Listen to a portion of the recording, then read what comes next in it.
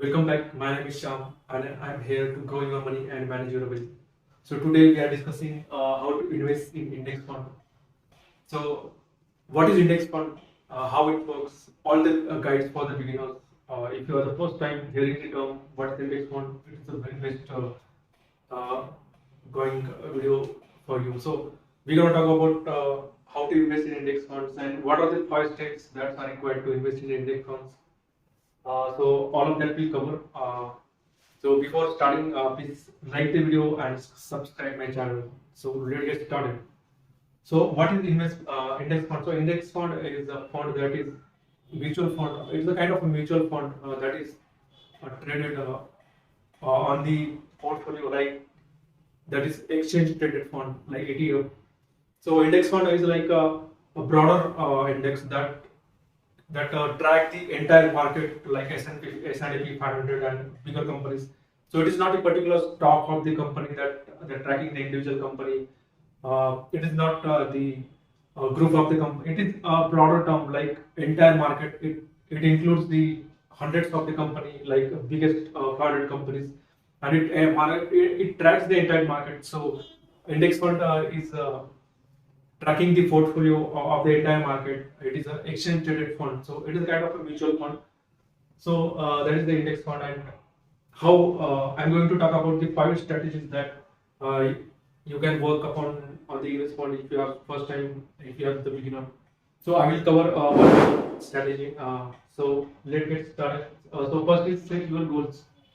So before starting the investment in the index fund, it is very important to set your goals. For starting the index fund investing, you must have the long-term goals. So, for sure, if you want to invest for the 5 years, 10 years, or the 15 years, you need to set your goals. What is your financial objectives? Are you want to retire early 30 or 15 years, or what is your according to your plan? Set your goal for the index fund. After setting the goals, then you can manage your investments. You can track your investments, and you can manage better your portfolio. So the first step is set your goals for the investments in the index fund. It's very important. Second step is pick an index. So there are the larger amount of index. So index is basically the group of the companies that includes the stocks of the most of the large cap companies like the 500 companies or S&P 500. So many group of companies are involved in the index. So you need to pick the index. So which index you need to pick? You need to diversify your index. So there are the various options will be given for you to pick the index, but avoid the small cap and mid cap funds that are very risky for you in the future. So if you want to avoid the profit and make most use of your investments and increase your possibility of the profit, so I will recommend you to invest in the large cap fund. So large cap funds are very less risky fund and very promising fund that will give surely the return for you. So index fund is very promising. There is no loss in this index fund investing, so you will have the higher returns over the period of time. But again, long term is the key for the success. So pick an index. So how to pick an index? The index might have the larger broad of the segment. So it might be your current, or it might be currency trading, or the bonds, or the stocks. So you need to diversify. You need to select this bond that have the diversified instruments like S&P 500. So I recommend you to start S&P 500 because it will cover all the large market caps companies. So it is very crucial that you can start. If you are the beginner, then you can start with S&P 500. S&P 500, that is very beneficial for you. So pick an index based on the portfolio diversification and the range of the that index that provide.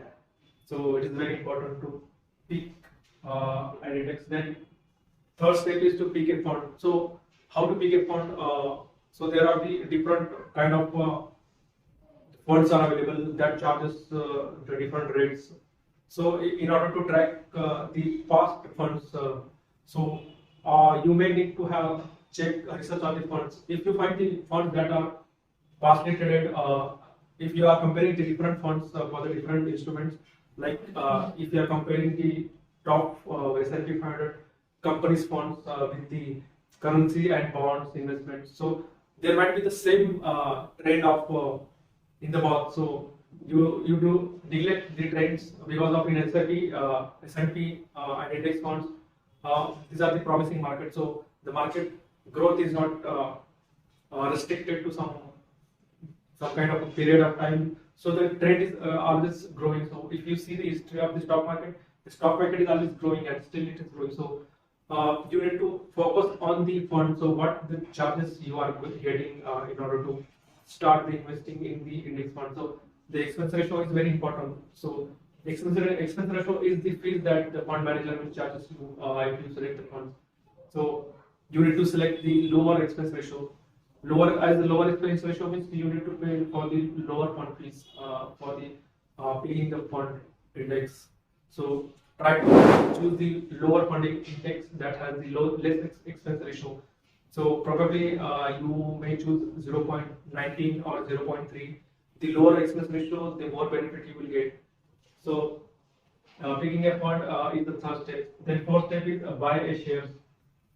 So in order to start the investment in the index fund, you need to buy the shares. So buying the shares is the obvious terms, and you are not required to buy the shares of the particular company. So you can buy the shares of the entire S&P and 500 companies. So buying these stocks, the one benefit you can get here, you can buy the stocks in very minimum or less prices. That is the benefit, and you need to pay that for fund fees that or the either the fund fees or the brokerage amount. So brokerage amount is very minimal. So try to choose the fund that has the minimum brokerage amount. So share the stock market. So the index fund is also one of the stock markets, and in order to start your investment, you need to buy the shares. But ensure that you need to buy the shares of the large cap companies like S&P 500 companies that are the well settled in the market, so that you get the promising returns in the long term.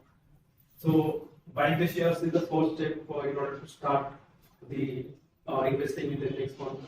And the fifth one is follow up and keep investing. After buying the stock, it's not mean that you need to invest for the in 5 years, 10 years, whatever the time as per your goal. So yes, the benefit of an indexing fund is that you don't need to time the market. You don't need to see the financial statement every day. There is no need to time the market. You need to go to walking in the morning, walking to go to gym, you need to go to vacation. Do all of that. Do not need to spend the time to watch the entire segment of the index each day. But that doesn't mean that you totally ignore this. Index. So you can just focus on monthly or the tracking of your index or your index. So it is very all the experts that you have tried, and you can choose the strategy.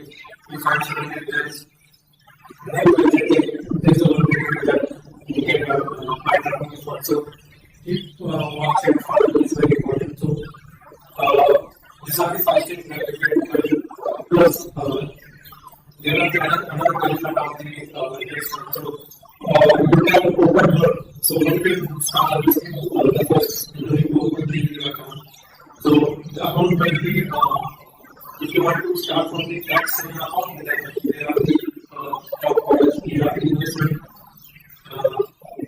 return investment account. So here is one of the account that so you can start, and there will be another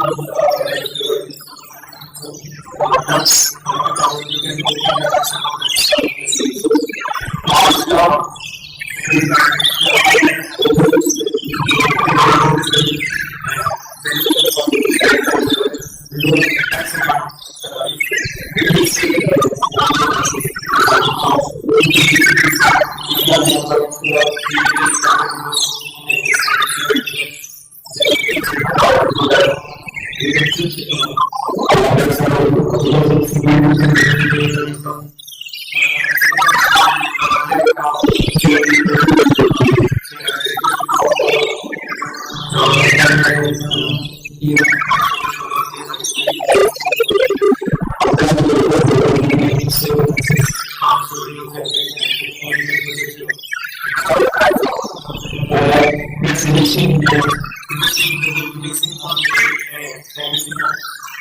It's a lot.